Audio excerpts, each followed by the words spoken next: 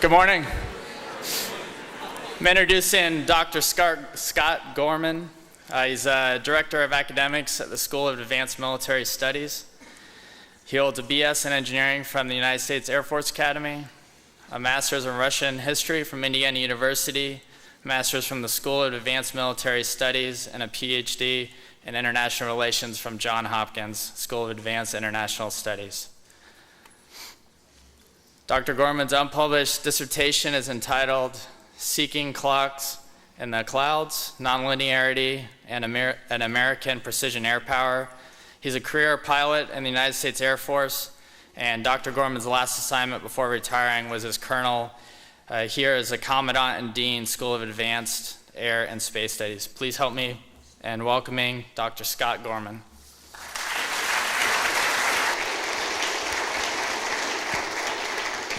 All right, well, yeah, I live with the Army right now, but it's great to be back with the Air Force at least for a day, so thanks for having me back.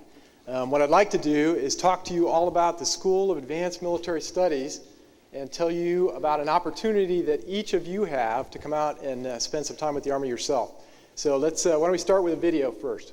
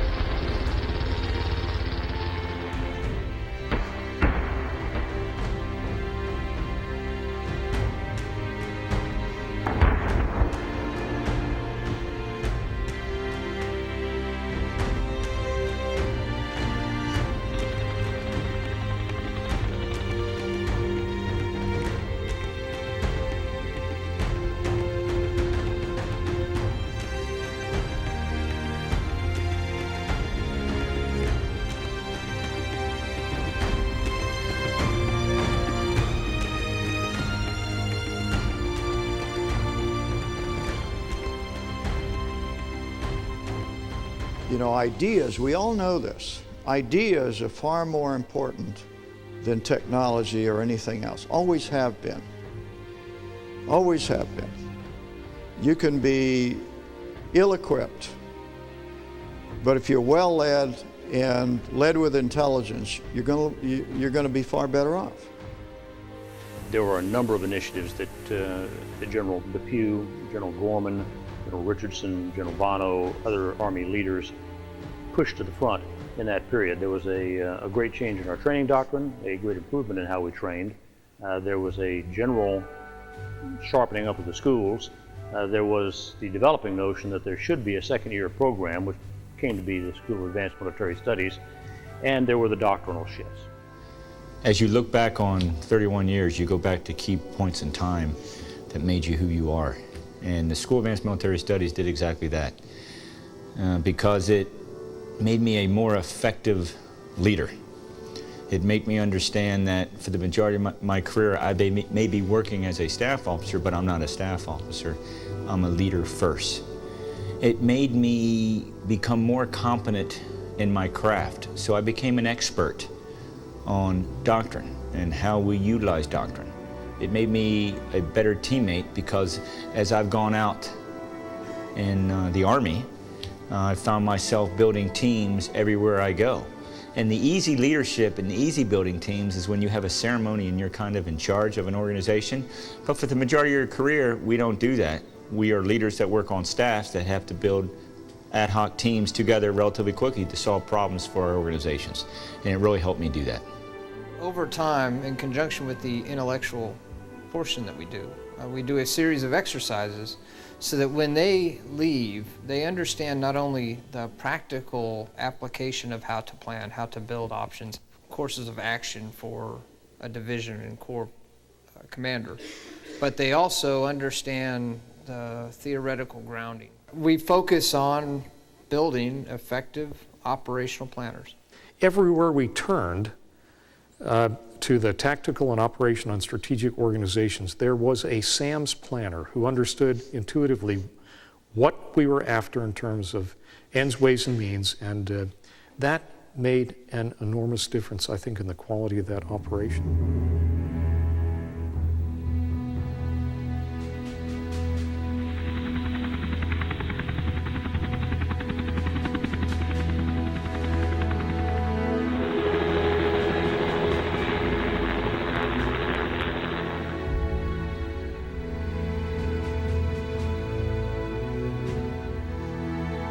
Hit them with a fist and a flanking movement and drove through them. And we were given operational control of the 1st Cavalry Division, and we had planned an development with the 1st Cavalry Division around from the north and the Big Red One from the south.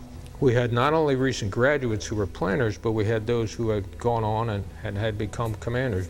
Their contributions were absolutely vital to the success, the battlefield success, and the mission success. There's something different about the SAMS graduate in the way that the graduates look at problems, the types of solution sets that they come up with, the advice that they give, the depth of their knowledge. And this is very useful for commanders to receive the benefit of. It helps them to go to a different level themselves. At least I've certainly found that as a brigade commander with SAMS graduates, as a division commander with SAMS graduates, as a deputy commander at Corps, and now as an Army commander. Because ultimately, if you're a SAMS person, you're working on an operational staff, or later as a commander, right? You have to be able to communicate and collaborate and get people to do things together. And so that's really what the curriculum is designed to do. The operational challenge for leaders now is far more complex. How do you influence and motivate and direct and softly influence the NGOs, the other countries, the partners that we're working with when they're not under your command and control?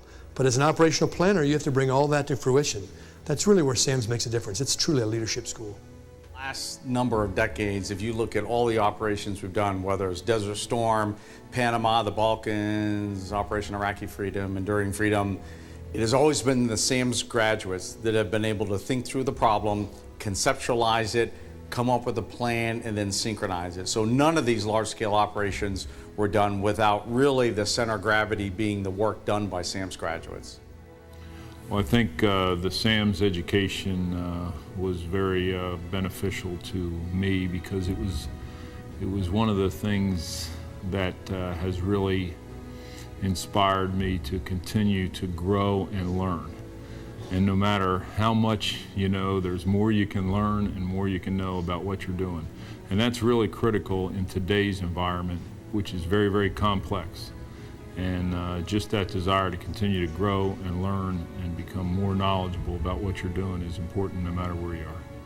What this gave me was a set of principles from which I could choose and then apply to whatever problem I had.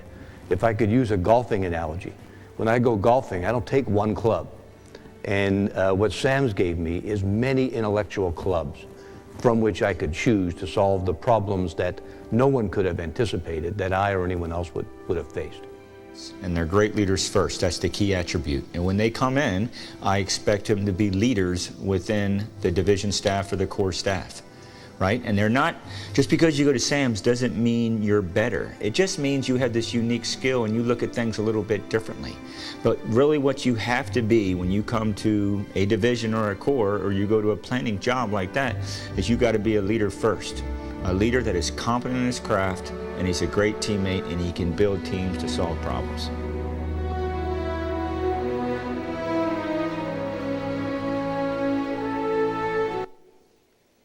Okay, probably not much more I could say to motivate you to come to SAMS, right? Okay, but I'm going to try anyway.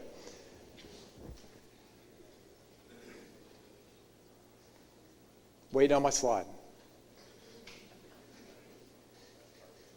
There it is. Okay, so what I'm going to do is talk to you about not only our majors program that you have an opportunity to come to, but also the other two programs that we have at SAMS. And then I'll go into a little bit more detail first about what we do in the majors program and then what we're looking for in terms of your application and selection should you decide to try to come to SAMS. Okay, so most people don't know this because when you say SAMS, they think of our majors course for operational planners. Okay, that is the SAMS course. But we really have three different programs. Okay, we also have, you can see the middle program, the Advanced Strategic Leadership Studies program, which is a War College equivalent course where they get not only a master's, but also JPME 2 credit, just like you would at any other War College. So one seminar of War College students.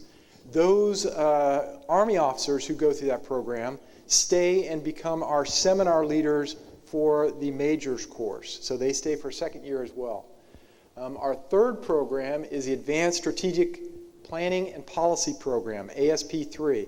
Fairly new effort, organized or directed by General Odierno about 4 years ago for us to start producing PhD strategists for the Army.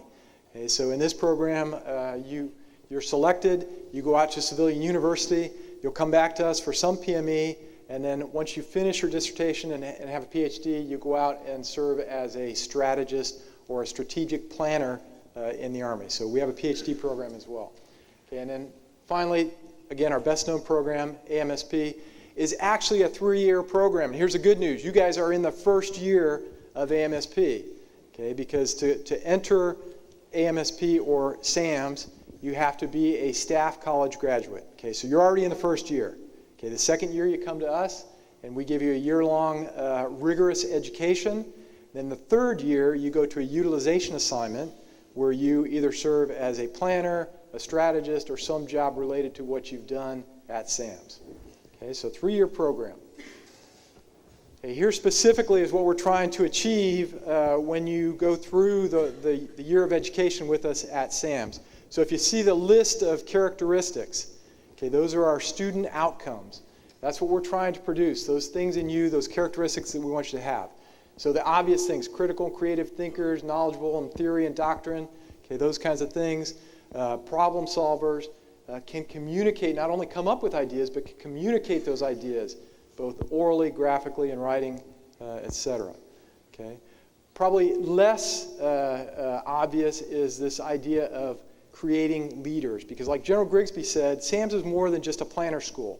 Okay? It's a school for leadership. Okay? So we want you to be a good leader. Not only when you're in that position where you're the designated leader, but also when you're in that informal leadership position, when you're on a staff and maybe you're a major and you've got lieutenant colonels and colonels working for you. Okay, that's leadership from below. Okay, that's part of what we teach at SAMS as well. It is not only an academic program, it's also a physical program, so we expect you to be physically fit throughout the year that you're with us. And then finally, probably the most important thing is this idea of humility. Okay, SAMS graduates are not better than anybody else. Okay, they just work harder. Okay, they're good at what they do and they work hard. Okay, you can see three years. Okay, this is true for Air Force officers as well. If you're a graduate of SAS, SAW, SAMS, you'll have some utilization tour where you'll go out and employ those skills that we give you in your year following school. Okay, so 3-year program. Okay, this is what we do at SAMS. So this is the academic year. Okay, so you can see along the top chart there on the graph the different courses that you would take. So we have 5 different academic courses. Okay, we start with a theory course where we primarily concentrate on military theory, but we also do other theories, complexity theory, political science theory, different things to teach you the importance of theory and theoretical understanding to operations. Okay, then we go into Evolutions of Operational Art, which is really just our history course. It's a history of military campaigning from the time of the American Revolution forward. Okay, within that course, we go down to Vicksburg, where we actually walk the ground, do the Vicksburg campaign. So we spend a week studying Vicksburg, and then we go down and walk the ground for a week at Vicksburg. And at the end of the course, we also do a practicum where students refight the 1973 Arab-Israeli War. For a week-long practicum. Third course in this first half of the year, which is really our conceptual part of the year, is SCOA, Strategic Context of Operational Art, where we take a look at all those things that lie above the operational planner, those considerations that not only help them to do their job, but also may hinder or restrict what it is they can and cannot do. Okay, so SCOA, Strategic Context. Second half of the year is our more practical part of the year. So we look at the practice of those things that we've taught you. So we start with our design course, Design and Operational Art. to teach you the methodology of solving complex problems. And then we finish up with a course we call Anticipating the Future, where we synthesize everything we've taught you and then talk about some of the challenges that you'll face, that you're likely to face when you go out for that utilization tour in your third year. Okay, throughout the year, you can see the green boxes that divide the courses. That's our exercise program. So those are two-week-long periods where you and your classmates are actually given an operational problem and asked to solve it as a staff, as a planning group. Okay, so we have a practical exercise program throughout the year. One of the exercises, the exercise 3, we have the Marines come in. The MAGTF staff training program will come in and run a 2-week-long exercise, and our students actually learn the Marine Corps planning process as well. Okay, it is a master's level program, so you're expected to write a master's thesis. So throughout the year, you'll be working on your SAMS monograph, okay, which is our master's thesis essentially. And then to cap the year off, we have a comprehensive oral exam where you'll sit down with a military officer and a PhD for about 3 hours and talk about what you've learned throughout the year. Okay, so that summative event at the end of the year. All right, so what would your day look like if you decide to come to us at SAMS? A lot of reading. Okay, our students read about 150 to 200 pages a night, okay, in preparation for lessons. But we give you plenty of time to do it. Okay, plenty of time. So we meet for class usually 3 days a week, Monday, Wednesday, Friday, for about 3 hours. So that's your class time. Thursdays are usually designated as research days where you're working on your monograph. Tuesdays are just prep days. Okay, so plenty of time to do all the work. In terms of who is in your seminar, the two in front of you, and this is really the strength of the program, is each class has both a PhD, who's an expert in the topic, and a colonel who has been through the War College program the previous year. Okay, and they are all battalion commanders, some are even brigade commanders, former brigade commanders. Okay, so you've got military and civilian expertise as instructors in the classroom. Okay, this gives you an idea of your fellow students who will be there. This is the generic class. So we have capacity to have 144 students, but we don't always fill that because we fill to the quality level. Okay, so we make a quality cut. We don't have to fill every seat. You can see a pretty good mix, mostly Army, but we also have sister service, international, and interagency. In each seminar, we have 9 seminars usually, and you can see what that mix would look like in the seminar. Okay, so pretty good mix. Here is who is studying in AMSP this year. Okay, so you can see the middle column represents the different branches that are represented in the Army. The left column shows you the different services, agencies, and international officers. You can see the countries that are represented on the right. Okay, again, there are no quotas. Okay, we don't have to have a certain number of infantry officers or pilots or anything else. There are no quotas. It's strictly a quality cut. Okay, if you're good enough to come into SAMS, then we bring you on.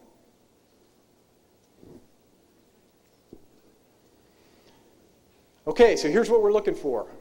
Okay, so if you think that you have these traits, then I'm encouraging you to apply to SAMS.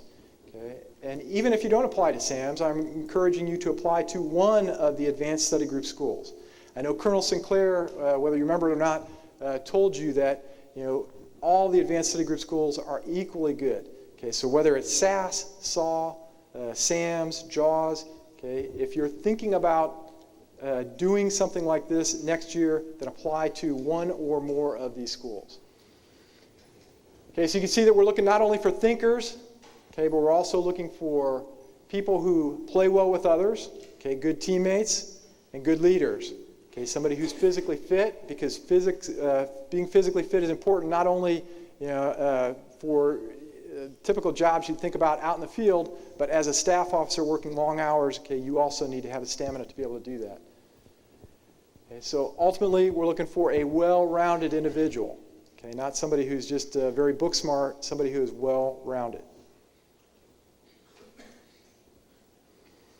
All right, if you want to apply, here's what you need to know. Okay, and I'll leave these slides here so you can have these as reference.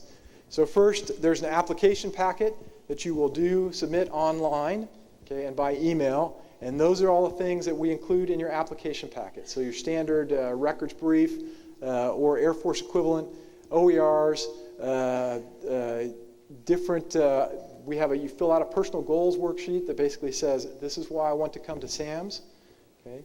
We'll also have you take an exam, and I'll tell you a little bit more about the exam in a second, online. Okay? You'll do an interview with somebody on the SAMS staff, okay? Usually either the director, myself, or the other deputy director.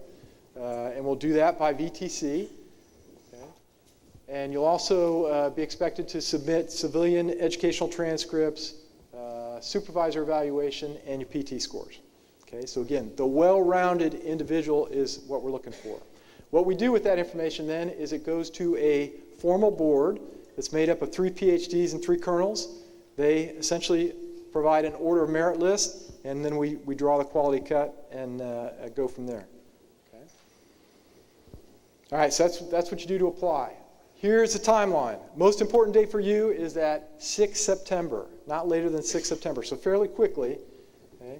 About 3 weeks. You need to have registered first, and then submitted the requirements that is clearly laid out on that page to that email address. Okay, and again, I'll leave this with you so you can you have that as reference. You can see the exam window when you'll be taking the online exam, the interview window when we'll be doing interviews, and you can imagine we usually have about, for 144 slots, we usually have 350 to 400 applicants. Okay, so it takes us a while to do the interviews. And we do every single person that applies, we do an interview. And the rest is suspenses.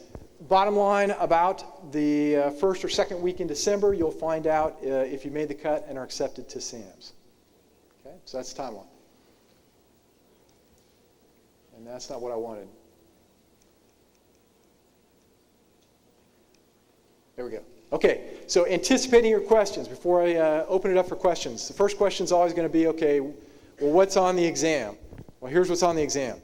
Okay, so there's some Army doctrine, there's some joint doctrine, geopolitical knowledge, military history. Okay, that's all the objective portion of the test. So that's essentially a multiple choice, okay, in the first part of the exam. Second part of the exam is we give you a map, and then we ask you to locate some things you ought to know. Okay, as a professional military officer, you ought to know it, not hard. All right? Easy. Okay, third part, maybe a little more difficult for some of you, but also ought to be not that hard, is we give you an essay question, ask you to write a response that, a long paragraph or a page to some question, some prompt that we give you. Okay, because we want to evaluate your ability to communicate written as well, to write. Okay, so again, you would do that here at ACSC. We'll arrange a time and you'll do it online while you're here. Okay, next question to anticipate is, okay, well, how does this affect my career timeline? Because this is another year that I'm away from the operational force. I'm doing something, I'm still in school, and I'm not doing all those things I have to do. And this goes for regardless of the service you're in. Okay, I can tell you, based upon statistical data, that it will not hurt you. Okay, it will not hurt you.